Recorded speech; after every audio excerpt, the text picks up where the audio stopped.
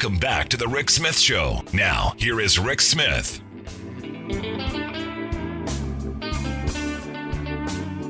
So we're heading for some interesting waters as the 27th is coming around. And look, you've got Kirsten Sinema.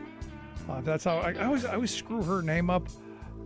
You got her saying if we don't get the bipartisan bill, the other one is dead in the water. We're getting nothing. You got Joe Manchin who's saying, well, let's take a little pause, maybe till next year. You got folks on the progressive side saying, well, we don't get one, you're not getting the other. We're in really an interesting time right now. I'm here to share some thoughts on maybe how to figure this all out and move us in a more positive direction. I've asked our good friend Bill Scher to come talk with us. Bill's a contributing editor over at Politico magazine. You can check out his work over at BillScherMedia.com. Bill, thanks for taking time for us. I'm happy to be here. I don't know if I'm going to deliver on the positivity, but I'm going to try. No, see, I got to tell you, I'm someone who believes we're getting nothing. So I start from a position of probably going to get nothing, or the other scenario is Republicans come to the rescue in the House just to send a wedge between the Democrats come 2022. Well, I certainly thought that Republicans might do that, and they still might. I actually wrote an article in Real Clear Politics on Monday making the case why they should, for their own interest. If they think they're going to produce Democrats in disarray by voting no, I think at minimum they run the risk of doing the opposite. That Right. could push the progressives and moderates together, because if the moderates say, "Oh, hey, Republicans, you're going to move the goalposts. You're going to take a bipartisan bill and you're going to tank it, then what trust can I have in you? You leave me no choice, but I just do what I can with the progressives." Whereas, and what the Republicans have been saying is, well, we don't want the bills linked. We don't want the infrastructure bill linked to the bigger reconciliation bill, which is understandable on their part. They don't want their conservative constituents to think they aided this enormous progressive bill. So they have reason to want these things separated. Well, if Republicans vote with AOC and vote with the squad, that is voting to link the bills. That's not voting to de-link the bills. But they might not operate rationally. Right. They might be thinking it this way. And there's no evidence. There's only 2 Republicans on the record right now saying they would vote for it. And they're going to need a lot more than that if they're actually going to offset having their progressives withhold from the bill. Right. So as of today, you certainly can't be optimistic that the infrastructure bill is going to pass. And you have moderates saying, well, if that doesn't pass, then we're not going to vote for reconciliation. And if that's where we are, I'm not saying that is where we're going to land, but just on its face, it would mean nobody gets anything. Right. And this is where I started from the beginning. And all of my progressive friends were saying, no, Rick, you're wrong.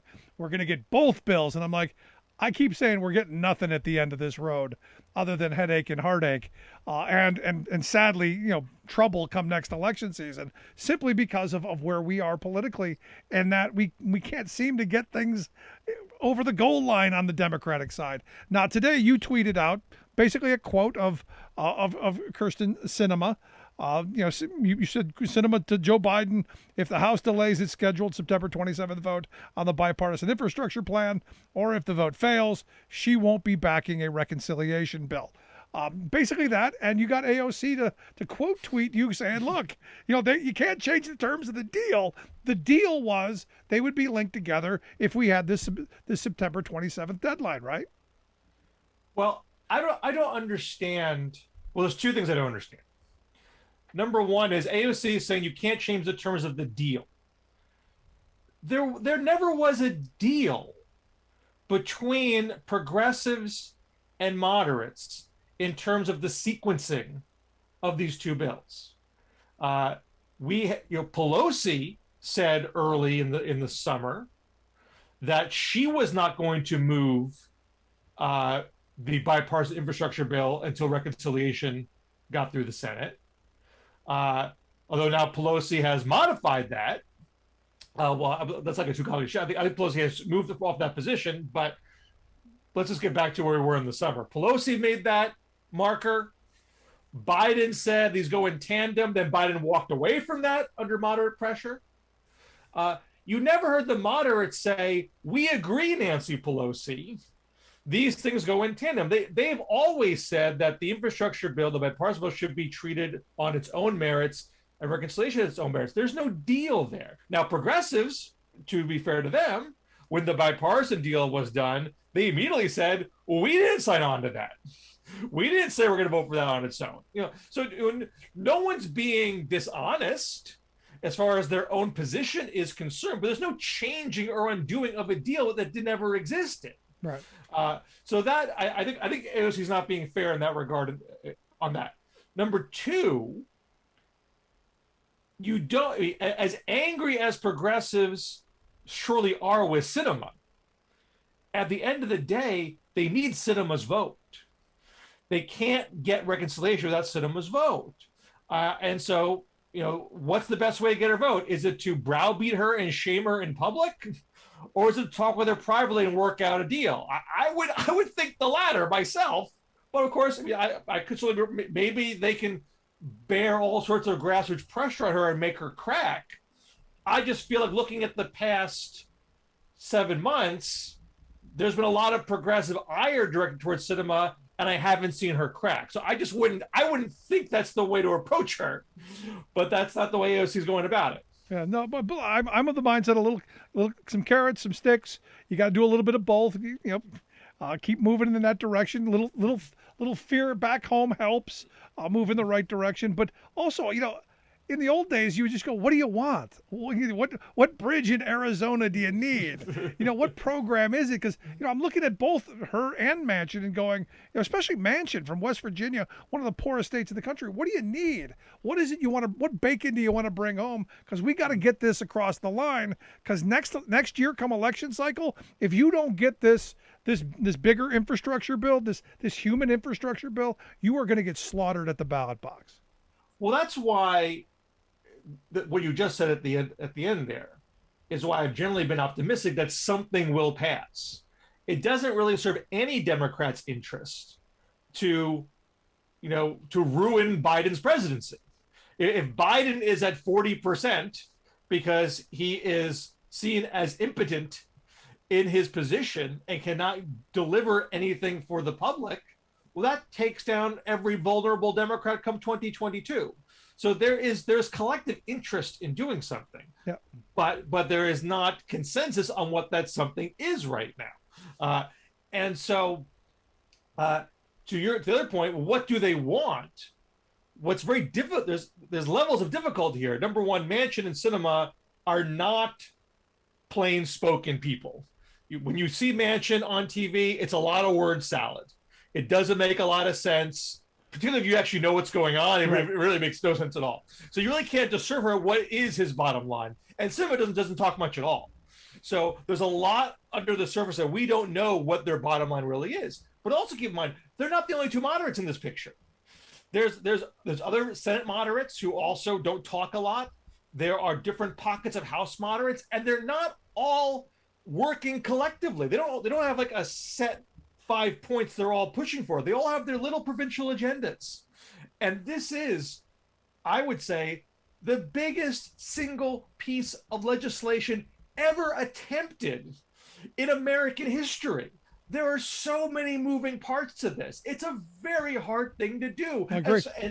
And it would be hard to do it in any circumstance. This is also one of the narrowest majorities in American history, where any few number of people can thwart your majority. So it's a real high wire act that Democrats are trying to accomplish here. And hey, bully for them if they can pull it off. But it shouldn't be surprising that it's hitting resistance at the front end of this process, and then it's going to take some time to work it all out. And there is risk of it not working out. No, it's something we need desperately, and I've been saying, look, if you can get the $1.5 trillion that Manchin said that he might be willing to go up to, I say you grab it and you run. You get it put into law, you get it somewhat funded, and then you fight next year to go, hey, we got it, we need to fully fund it, but you got to get it first. Well, that funding piece is so critical and complicated. I mean, just with the bipartisan infrastructure bill, which was a smaller bill, figuring out the pay-fors was the hardest part, of that negotiation, and they weren't even trying to do progressive things with it. They were trying to essentially avoiding progressive things, avoiding progressive taxation, avoiding taxation of the wealthy and corporations. Now Democrats want to do a big progressive reform, and not every individual Democrat is on board for every individual piece. Anytime you change the tax code, there are winners and losers. Right. And those winners and losers are not evenly distributed across the country. So, one guy in one district, his constituency is hit hard there. It might even be a majority of his constituents or her constituents. It might just be a faction, but that faction might be the difference between that person winning or losing in the next election. So they have to be sensitive to that. So there's that, complicated aspect of it, and the less you can do on the funding front, the less you can pay for, which then so all those parts are so hard to line up. And another budgetary trick here that is also complicated about what do you want to fund. The moderates are generally saying, let's fund things for longer periods of time. Let's not do short-term extensions. And progressives are more inclined to do things short-term, because if you could do more things within your top line. I mean, right now, this cannot be bigger than 3.5 trillion under the terms of the budget resolution that previously passed. They can't go higher. Right. So if that's your ceiling, and you want to do child tax credit, enhanced ACA subsidies, Medicare, dental, vision, hearing, universal pre-K, community college, elder care, climate, you want to do all those things within that under that ceiling. Well, I'll do this one for 1 year, this one for 2 years, this one for 3 years, because on its own, it doesn't cost as much. And you might be saying, wink, wink, we'll extend it later, but it won't blow the cap of this bill. The moderates are saying, we see that gimmick a mile away. You're not really being honest about the cost. We'll do child tax credit for 4 or 5 years. We'll do ACA subsidies for 4 or 5 years. But then that's eating up a larger chunk of the pie, and maybe you can't do dental, vision, hearing then, for example. So that's one of the many points of friction that is happening right now, and that's why this is not getting done, in a few weeks' time. Yeah, I started from the beginning, and I've got friends who were in Congress at the time, and how we used to do budgets in the old days is you had 13 budget resolutions that would come through the House for different things. I'm of the mindset, why can't we use those 13 budget resolutions and bring those through reconciliation one by one and cut this giant bill down into much smaller ones that would be easier to sell and more digestible? Well, just to be technical, normally you 13 appropriations bills. Right. And an appropriation bill generally covers the next fiscal year. They're not designed to be the next 10 years. And that's just sort of your basic, keep the government running, tweak here, tweak there. Democrats right now presume, or at least recognize the good chance, they won't have control of Congress in 2023. That this is their shot. This is their shot to do the big stuff, to get that embedded in the social fabric. And so by 2024, even if it doesn't pay off in 2022, maybe by 2024 it will pay off, and they'll be rewarded by the public for that.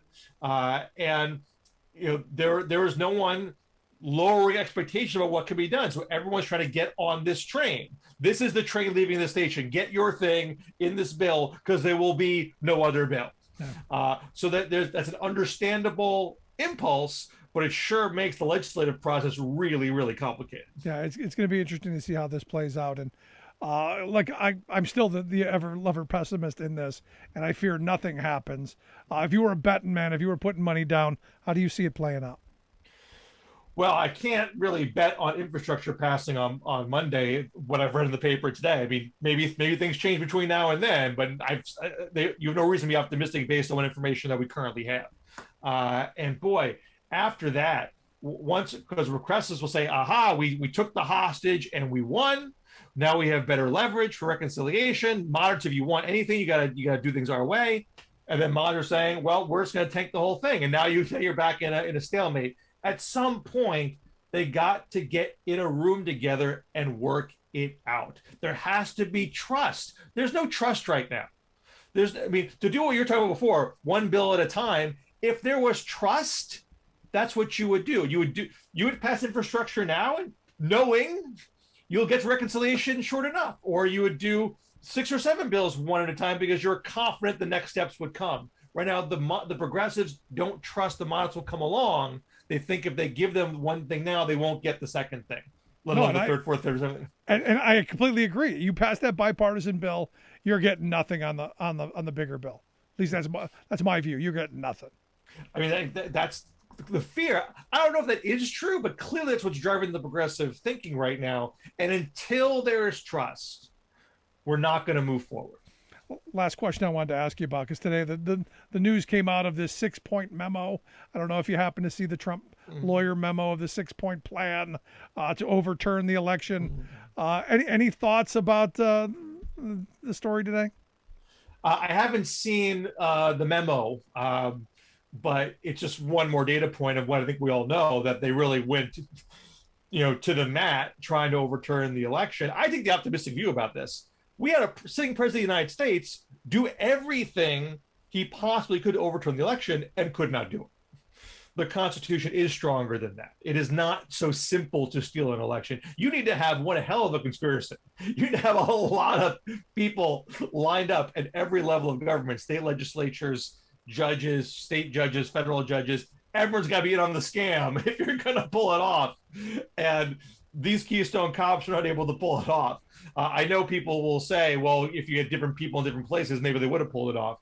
And I can't definitively argue otherwise, but I do think it is very, very hard to steal an American presidential election in broad daylight. And they tried it. They failed. But again, it comes back to, had it not been for Mike Pence, maybe it's a whole different outlet. Had he done what Trump wanted, had he done what the crowd on January 6th was ready to hang him over not doing, we could be in a different place. Hey, give the props to my man Dan Quayle. Yep, absolutely. who told Mike Pence, the authority. For those of you on the radio who can't see this, I am wearing my Dan Quayle Center and Museum shirt, which I think is only one in existence, because I visited the Dan Quayle Vice Presidential Museum and Center in Huntington, Indiana. And I wear the shirt proudly today as one of the people who saved the Constitution, saved the Republic. I now got to go to the Dan Quayle Vice Presidential Library now. I got to do it. All because of you, Bill. Bill, I appreciate the time. Hope folks will check out your work over at BillScherMedia.com. He does work over at Politico Magazine and Real Clear Politics. Bill, always great talking with you, my friend. You too. Take care. Good stuff, Bill Scher. Make sure you check out his work. Quick break right back after this. Stick around. You're listening to The Rick Smith Show. Where working people come to talk.